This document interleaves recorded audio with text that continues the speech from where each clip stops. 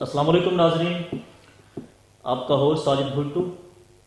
آپ کی خدمت میں حاضر ہے۔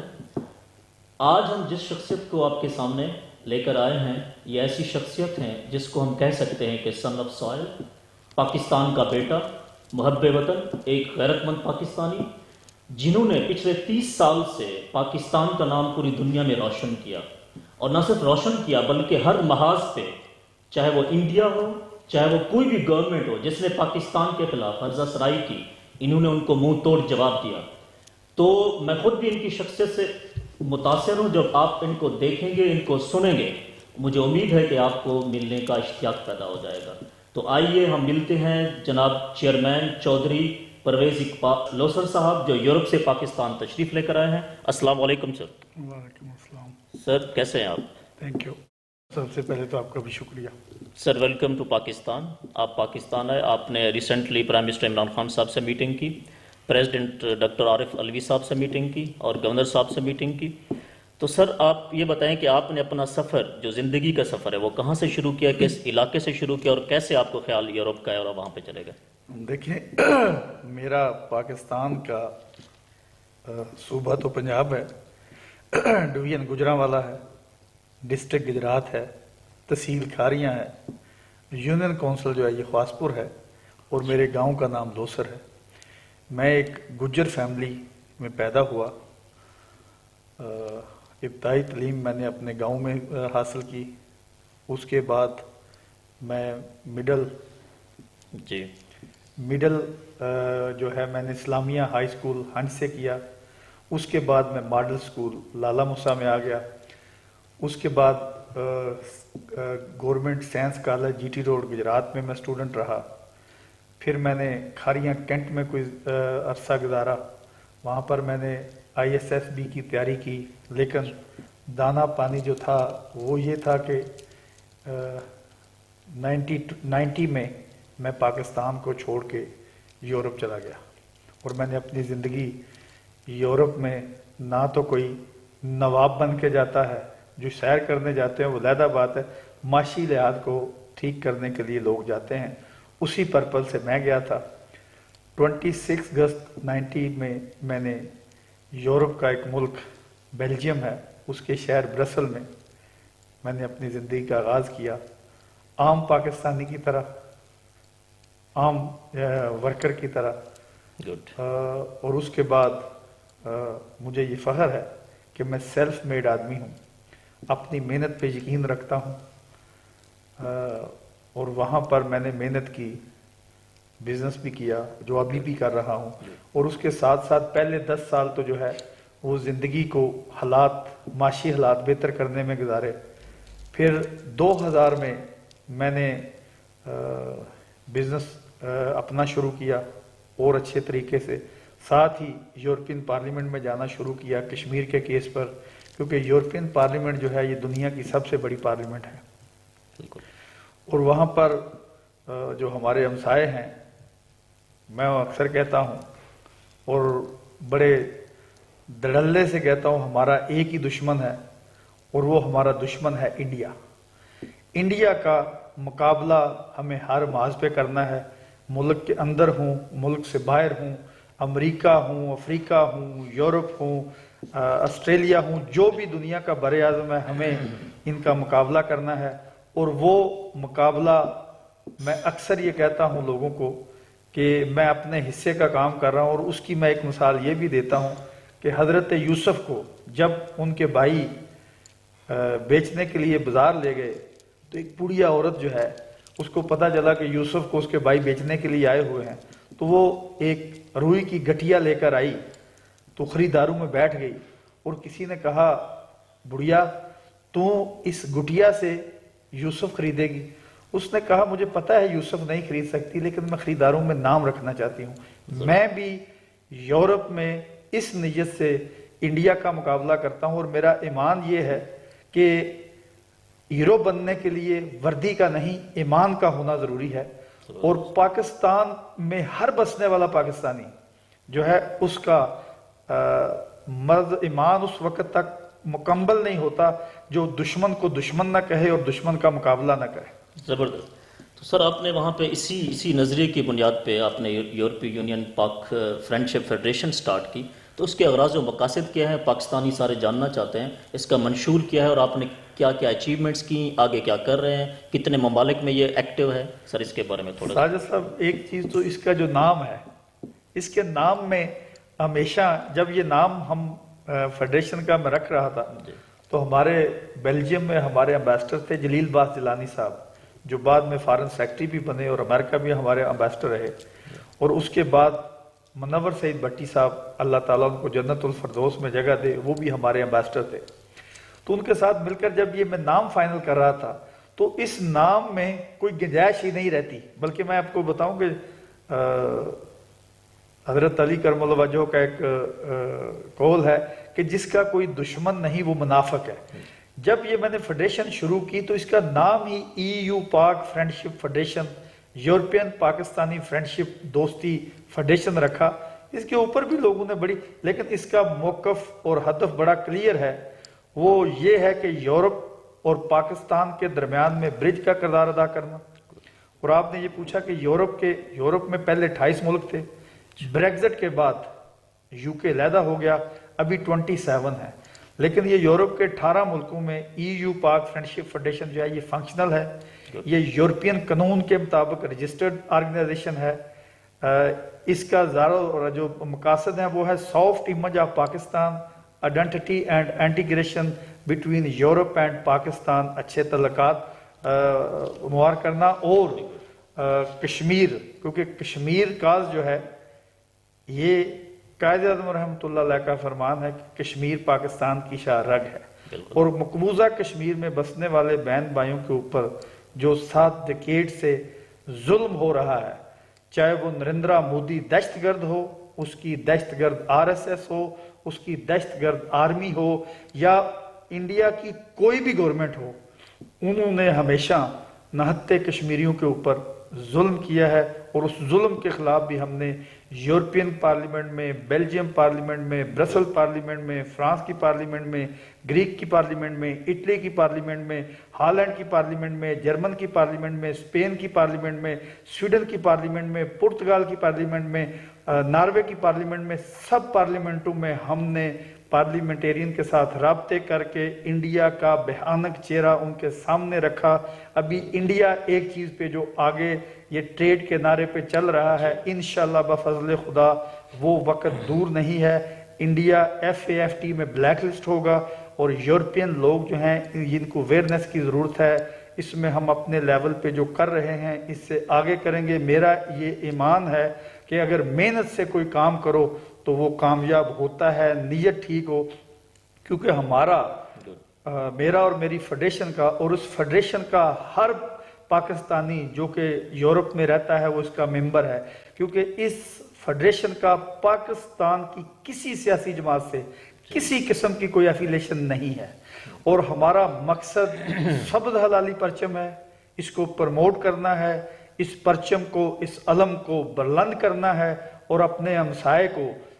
انٹرنیشنل کمیونٹی کے سامنے دکھانا ہے کہ یہ یار بھی ہے، مکار بھی ہے، فریبیا بھی ہے۔ یہ انٹرنیشنل دنیا میں جو جھوٹ بولتے ہیں، ابھی پاکستان کے اندر کچھ چھوٹی سی بات ہوتی ہے تو اس کو جھوٹ بنا کے انٹرنیشنلی پیش کرتے ہیں، ہمیں ان کا ہر لحاظ سے مقابلہ کرنا اس فیڈریشن کا مقصد ہے، اور انشاءاللہ بفضل خدا ہم کرتے رہیں گے۔ ماشاءاللہ۔ تو سر ہم یہ کہہ سکتے ہیں کہ ون مین آرمی کے طور پہ آپ پوری دنیا میں کام کر رہے ہیں، یورپ میں خاص طور پہ۔ تو سر ریسنٹلی آپ پاکستان میں آئے اور پرائم منسٹر عمران خان سے آپ کی میٹنگ ہوئی، ڈاکٹر عارف علوی صاحب سے، پریزیڈنٹ پاکستان سے آپ کی میٹنگ ہوئی، تو آپ کیا سمجھتے ہیں؟ گورنر صاحب سے آپ کی میٹنگ ہوئی، انہوں نے آپ کے اس کشمیر کاز اور اوورسیز کے جو مسائل آپ نے ان سے ڈسکشن کی، کچھ ایسی بات جو آپ بتائیں عوام کو کہ انہوں نے کیا آپ کو تائید کی کہ ہم آپ کے ساتھ ہیں، آگے ساتھ دیں گے؟ دیکھیں، میں prime minister honourable prime minister Imran Khan صاحب سے ملا، اور ان کو ملنے کا میرا جو مقصد تھا وہ سب سے پہلے تو یہ تھا کہ یورپ میں بریگزٹ کے بعد یورپین پارلیمنٹ میں سب سے تکڑا ملک جو ہے وہ جرمن ہے، فرانس ہے۔ فرانس نے ہمارے ہمسائے کے ساتھ رفیل طیارے ان کو بیچے، ٹریڈ میں ان کے ساتھ کافی اچھے تعلقات ہیں، اور سفارتی طور پر ہمارے ابھی فرانس کے ساتھ اتنے اچھے تعلقات نہیں ہیں۔ ہم نے کوشش کی بلکہ میں اکثر یہ کہتا ہوں کہ جو سفیر ہوتا ہے کسی بھی ملک میں، وہ اگر مضبوط، تکڑا اور محنتی ہو تو وہ پاکستان کا علم بلند کرتا ہے، پاکستانی جو اوورسیز کمیونٹی رہ رہی ہے اس کے ساتھ مل کر۔ ابھی جرمنی میں جو ہمارے امبیسڈر ہیں ڈاکٹر فیصل صاحب، جو کہ پہلے اسپوکس پرسن تھے، ڈاکٹر صاحب اور میں یا ہماری فیڈریشن نے مل کر ہم نے کوشش کی، جو پرائم منسٹر صاحب جنیوا گئے ہوئے تھے سوئٹزرلینڈ، وہاں پر ان کی امریکہ اپنا جرمن چانسلر سے ملاقات ہوئی، اس نے آنریبل پرائم منسٹر کو دعوت دی، پھر وہاں کے فارن منسٹر نے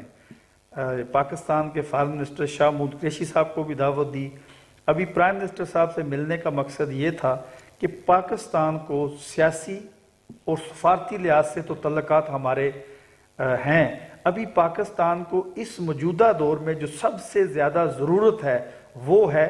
معاشی تعلقات، انٹرنیشنل جو انویسٹمنٹ ہے اس ملک میں لانے کی ضرورت ہے، کیونکہ ابھی ہمیں ضرورت اس بات کی ہے، ملک کے اندر جو ایک مہنگائی کا دورہ ہے۔ پرائم منسٹر صاحب نے میرے ساتھ وعدہ کیا، بلکہ انشاءاللہ وہ جرمنی کا دورہ کریں گے۔ جرمنی جو ہے یہ بڑا طاقتور ایک انویسٹر ہے جو پاکستان میں مرسڈیز اور BMW کا جو ہے وہ یہاں یونٹ لگانا چاہتا ہے، پھر یہاں سے وہ ایشیا کو ڈیلیوری دینا چاہتا ہے، اور آنریبل پریزیڈنٹ سے بھی ملاقات ہوئی، تو ان کے ساتھ بھی میرا یہ تھا، ان کو میں نے یہ ریکویسٹ کی کہ آپ ہمارے جو فارن آفس، جو ہمارے امبیسڈر، کیونکہ جب امبیسڈر کسی دوسرے ملک میں جاتا ہے تو اس سے پہلے وہ پریزیڈنٹ سے آن کال ہوتا ہے، پریزیڈنٹ صاحب سے میں نے ریکویسٹ کی کہ آپ ان کو کہیں کہ کمیونٹی کے درمیان، امبیسیز کے درمیان، کونسلیٹ کے درمیان کمیونٹی اور امبیسی ایک پیج پہ ہونے چاہیے، ہمیں مل کر پاکستان کے لیے، پاکستان کے سافٹ امیج کے لیے، پاکستان کے یورپ کے ساتھ اچھے تعلقات کرنے کے لیے ہمیں ایک پیج پر ہو کر یہ کام کرنا ہے۔ اور گورنر صاحب سے سر آپ نے میٹنگ کی، ان کے خدمات دیکھیں کیا ہیں؟ چوئی سرور صاحب جو ہیں، چوئی سرور صاحب کو میں 97 سے جانتا ہوں، یہ پاکستان کا ایک وہ بیٹا ہے جس نے، یہ پہلا مسلمان ریجن پاکستانی جو کہ ہاؤس آف کامن کا ممبر بنا اور بار جیتا رہا، قرآن پاک پر حلف لیا، اور قرآن پاک پہ پہلا ہاؤس آف کامن کا ممبر ہے کہ جس نے اپنا حلف قرآن پاک پہ لیا، یہ بھی ایک فخر کی بات ہے۔ اور دوسرا، جب انہوں نے وہاں سیاست سے ریٹائرمنٹ لی تو انہوں نے یہ فیصلہ کیا کہ میں اپنے ملک میں جا کے جو میرا ریجن کنٹری ہے وہاں خدمت کروں گا، اور پھر انہوں نے نیشنلٹی بھی سلنڈر کی، یورپین برٹش نیشنلٹی بھی چھوڑی۔ لیکن ایک چیز میں آپ کے یہ پروگرام کے ذریعے اعلیٰ حکام کو ایک پیغام دینا چاہتا ہوں، چوئی سرور کو گورنر بنا کر اس کو ضائع نہ کریں، کیونکہ یہ بندہ جس نے جب یہ عراق وار تھی، مجھے یاد ہے Tony Blair British prime minister تھا، تو ٹونی بلیر کے خلاف تقریر بھی کی اور ووٹ بھی دیا، اور یہاں پر جو ہے، یہاں پر تو یہ میں آپ کو کہوں کہ انفارچونیٹ، ہم یہ پچھلے 12-14 سال سے ڈیموکریسی کا نعرہ لگا رہے ہیں، کوئی اپنے لیڈر کے خلاف بات کر لے، وہ لیڈر جو ہے نعوذ باللہ کوئی ایسی چیز نہیں، غلطی کر سکتا ہے، اس کے خلاف آپ بول سکتے ہیں، ان کو پارٹی سے نکال دیا جاتا ہے۔ اور چوئی سرور GSP+ جو سٹیٹس ہم نے تیسری بار لیا، میں اس پہ 2006 سے کام کر رہا ہوں، ڈاکٹر فیصل وہاں پر برسل میں کونسلر تھے، طارق فاطمی صاحب امبیسڈر تھے، اس وقت کی جو حکمران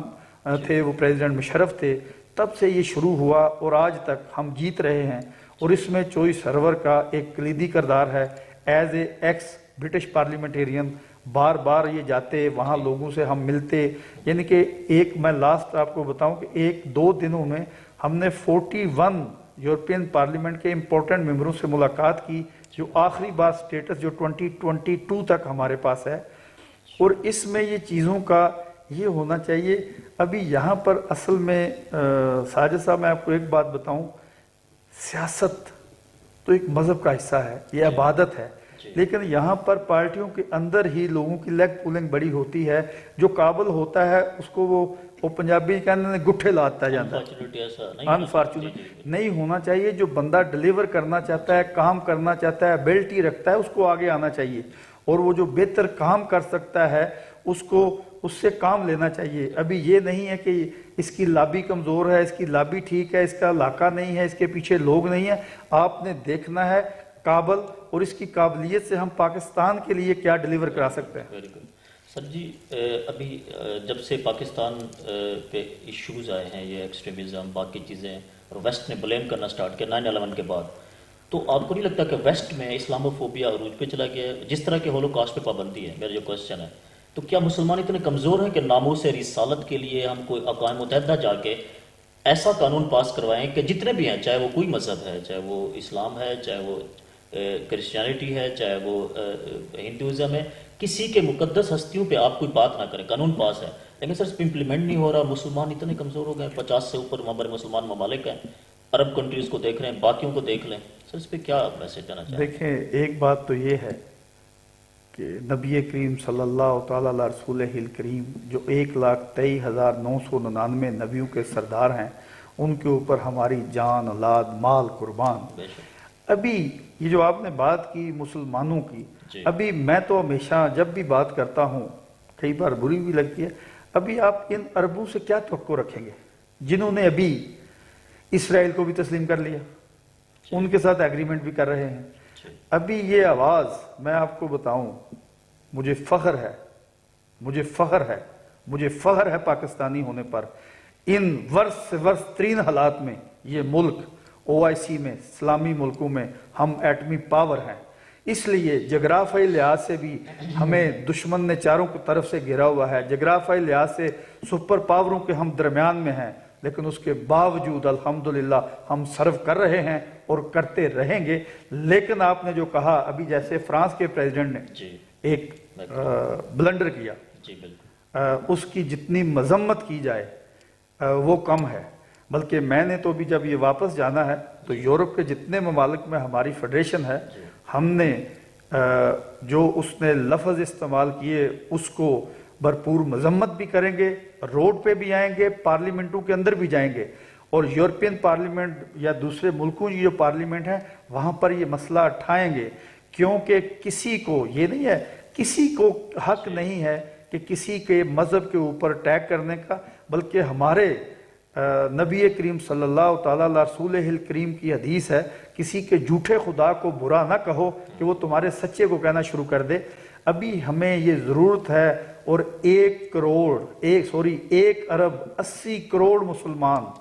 اگر ایک ہو جائیں، ایک آواز ہو جائیں، یک زبان ہو جائیں، تو اگلے 24 گھنٹوں میں ہم یہ جو فرانس کے پریزیڈنٹ نے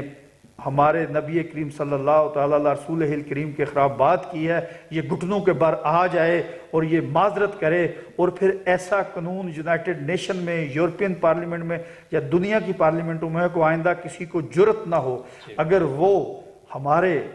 آقا کے اوپر ایسے لفظ استعمال کرے گا، تو اس کے کردار سے ساری دنیا واقف ہے کہ وہ سٹوڈنٹ دور میں کیا تھا، اس کے بچپن میں وہ کیا حرکتیں کرتا تھا، اس کے اوپر بھی ہم بات پھر کریں گے۔ پھر بات یہاں رکے گی نہیں، پھر بات آگے جائے گی۔ ہم ڈائلاگ کے ذریعے ایک قانون چاہتے ہیں کہ جو ایسی چیزیں نہیں ہونی چاہیے۔ زبردست سر، پاکستان کی بات کرتے ہیں، یہاں پہ جو ہم سمجھتے ہیں کہ نوجوان مستقبل میں اس قوم کا سرمایہ ہیں، قوم کے معمار ہیں، قائد اعظم بھی ہمیشہ نوجوانوں کو اور جتنے بڑے لیڈرز ہیں نوجوانوں کو بڑے موٹیویٹ کرتے تھے، تو سر 64% لگ بھگ پاکستان میں تقریباً 10-12 کروڑ یہ جو ہمارے نوجوان ہیں، ان کے فیوچر کے لیے جو یہ یورپ جانا چاہتے ہیں یا فردر اسٹڈی کرنا چاہتے ہیں، اتنا ٹیلنٹ ہے پاکستان میں، we are talented nation but we are not organised basically, یہ جو چیز ہمیں، تو سر اس کے بارے میں آپ کیا کہتے ہیں؟ ان کو پیغام اب کیا دینا چاہیں گے نوجوانوں کو، یا آپ کی فیڈریشن فیوچر میں کوئی لائے عمل ان کے بارے میں ہے؟ ان کے دیکھیں ساجد صاحب، ایک بات یہ آپ نے ٹریلین روپیوں کا سوال کیا ہے، آپ نے حضرت قائد اعظم رحمۃ اللہ علیہ کا ذکر کیا۔ قائد نے ہمیشہ نوجوانوں کو کرج کیا، نوجوانوں کو پیغام دیا، میسج دیا۔ اگر قائد کے بعد کسی بندے نے اس ملک کا نوجوان موٹیویٹ کیا یا اس میں جان ڈالی، اس کا نام ذوالفقار علی بھٹو تھا۔ اور میں اکثر یہ کہتا ہوں، لوگوں کو اچھا لگے یا برا لگے، 4 اپریل 1979 پاکستان کا بلیک ڈے تھا جب ذوالفقار علی بھٹو کو پھانسی دی گئی۔ اس کے بعد ابھی جو موجودہ ہمارے وزیر اعظم ہیں عمران خان صاحب، یہ تیسری پرسنالٹی ہے جس نے نوجوانوں کو آواز دی، نوجوانوں کے اندر کرج پیدا کی، لیکن ابھی شاید نوجوان اس حد تک مطمئن نہیں ہیں، لیکن یہ ہے کہ نوجوان کو جب 64% 64% نوجوان ہے، یہ ریشو دنیا میں بڑا کم ہے کہ آپ کی ابھی 22 کروڑ میں 12 کروڑ آپ کے نوجوان ہیں۔ ان نوجوانوں کا نیریٹو سیدھا ہونا چاہیے، قبلہ سیدھا ہونا چاہیے، اور میرا ان نوجوانوں کو پیغام ہے، یہ جو 5th جنریشن وار کے اوپر آپ کے ملک کو، آپ کی ماں کو، وطن ماں ہے، آپ کی وطن ماں کے اوپر یہ جو انٹرنیشنلی ایک پراپوگنڈا کیا جا رہا ہے، نوجوانوں یہ آپ نے اس کا مقابلہ کرنا ہے، کیونکہ آپ اس قوم کے معمار ہیں۔ یوتھ جو ہوتی ہے یہ رائیول دستہ ہوتا ہے، آپ نے اپنے دشمن انڈیا کا نیریٹو جو ہے یہ بدلنا ہے۔ ملک کے اندر یہ کوئی بات کرے یا ملک سے باہر کرے، آپ نے اس کو روکنا ہے، بائی ہک اور بائی کروک، کیونکہ یہ ملک آپ کا ہے۔ میں آپ کو اکثر یہ پیغام میرا ہے، جس کا کوئی ملک نہیں ہے وہ اپنے مذہب پہ بھی عمل نہیں کر سکتا۔ اگر یہ ہمارا ملک نہ ہو، یہ جو مذہبی رہنما یا جو مذہبی چیزیں چل رہی ہیں، اگر آپ کے پاس زمین نہیں ہوگی آپ عبادت کہاں کریں گے؟ اور آپ کو اللہ نے ایک ذات ملک دیا ہے، اور محور کے لحاظ سے، جغرافیائی کے لحاظ سے وہ ملک دیا ہے کہ جس کو جب آپ کا کوئی لیڈر جو ہے جب چاہے دنیا کی سپر پاوروں کو انگلیوں پہ نچا سکتا ہے، لیکن اس کے اندر لیڈرشپ ہو۔ یہ دعا کریں کہ یہ نوجوان جو ہیں یہ آگے آئیں اور اس ملک کو سنبھالیں اور ملک کو بچائیں۔ یہ میرا پیغام ہے پاکستانی نوجوان نسل کو۔ زبردست، ایکسیلنٹ سر جی۔ اب کشمیر پہ بات کرتے ہیں، جو پچھلے 452 آج 53 دن ہے جو انہوں نے اتنا ظلم اور جبر کیا ہوا ہے انڈین نے، تو آپ کشمیری عوام کے لیے، آپ انٹرنیشنل اوورسیز جتنے پاکستانی ہیں ان کے لیے، پاکستانی گورنمنٹ ہو گئی، پاکستانی عوام ہو گئی، کیونکہ آج کل آپ نے دیکھا انٹرنل کچھ لوگ ایسے ہیں جو وہی موقف اختیار کرتے ہیں جو انڈین موقف ہے، آپ ان کو کوئی سر میسج دیں کہ کشمیری ہمارے بہن بھائی وہ ہمارے ماؤں بہنوں کی طرح ہیں، ان کے بچے ہمارے بیٹوں کی طرح ہیں، تو سر ان کے لیے ہم نے آزادی بھی حاصل کرنی ہے انشاءاللہ، وقت آئے گا اور وقت بدلے گا، تو سر اس حوالے سے آپ نے بہت سٹرگل کی ہے پچھلے 15 20 25 سال سے، آپ نے زندگی کا آدھا حصہ اس پہ لگا دیا ہے، تو سر اس پہ آپ کیا پیغام دینا چاہیں گے اپنی کشمیری عوام کو، پاکستانی عوام کو اور گورنمنٹ کو؟ دیکھیے، سب سے پہلے تو جو 5 اگست کا دن ہے، جی 4 اگست کو رات کو جو نریندرا مودی اور اس کی دہشت گرد فوج اور اس کی دہشت گرد RSS نے جو یہ انٹرنیشنلی 370 اور 35A آرٹیکل ختم کر کے کشمیریوں کے حق کے خود ارادیت کے اوپر ضرب لگائی ہے، اس کی ہم مذمت کرتے ہیں، اور اس کو دنیا کے ہر پلیٹ فارم پہ اٹھانا ہمارا حق ہے، پاکستانی یا کشمیری جو ملک کے اندر ہیں یا باہر ہیں۔ لیکن ایک بات میں آپ کے پروگرام کے ذریعے میں کشمیر میں بسنے والی ان ماؤں، بہنوں، بیٹیوں کو سلوٹ پیش کرتا ہوں جنہوں نے اپنے بچوں، بھائیوں اور خامدوں کا جسد خاکی جو ہے سبز حلالی پرچم میں دفنا کر یہ ثابت کر دیا ہے کہ وہ جتنا انڈیا ظلم کرے آخری خون کے قطرے تک وہ جنگ بھی لڑیں گے، اور وہ پاکستان کے ساتھ ان کے دل دھڑکتے ہیں۔ لیکن پاکستان کے اندر جو آپ نے کہا ایک انڈین نیریٹو یا انٹرنیشنل اسٹیبلشمنٹ کی زبان بولی جا رہی ہے، اس کو ہم نے ہر پلیٹ فارم پہ روکنا ہے، یہ نوجوان نے روکنا ہے، یہ گورنمنٹ نے روکنا ہے، یہ اپوزیشن میں روکنا ہے۔ اور ابھی کبھی کبھی تو میں جب سن رہا ہوں یہ پچھلے کئی دنوں سے، مجھے تو یہ لگ رہا ہے کہ ہم جو ہے اپنے ہی گھر میں اپنے ہی چراغ سے آگ لگا رہے ہیں۔ حالانکہ یہ جو لوگ، میں اکثر ایک مثال دیتا ہوں کہ ایک بحری بیڑا خراب تھا،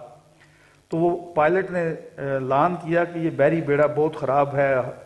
کسی وقت بھی ختم ہو سکتا ہے، کچھ ہو سکتا ہے۔ تو جب دوبارہ اس نے کہا کہ یہ بحری بیڑا جو ہے یہ کسی وقت ڈوب جائے گا، تو ایک بندہ تھا اس نے ناچنا شروع کر دیا۔ تو لوگوں نے پوچھا ناچنا کیوں شروع کر دیا ہے؟ اس نے کہا بحری بیڑا کون سا میرا ہے؟ تو جب انہوں نے کہا بیوقوف، جب یہ ڈوبے گا تو تو بھی اس کے اندر ڈوبے گا۔ اور یہ ملک کے خلاف، اس ملک کی فوج کے خلاف، اس ملک کے اداروں کے خلاف بات کرنے والوں کو صرف یہ عقل کے ناخن لینے چاہیے۔ اس ملک کے ساتھ ہی ان کی ساری بہاریں ہیں، اس ملک کے ساتھ ہی ان کی یہ ساری چودراہٹیں ہیں۔ اگر یہ ملک خدا نہ خواستہ، اور انشاءاللہ بفضل خدا اس ملک کو کچھ نہیں ہوگا، لیکن ایسے لوگوں کی زبانیں جو ہیں یہ ختم ہو جائیں گی، بند ہو جائیں گی، لڑکھڑائیں گی، ان کو وہ بیماریاں لگیں گی کہ جو کہیں جو ایگزسٹ ہی نہیں ہیں۔ لہذا گورنمنٹ پاکستان کی جو بھی ہو، کشمیر کے موضوع پہ ان کا موقف بڑا کلیئر ہونا چاہیے۔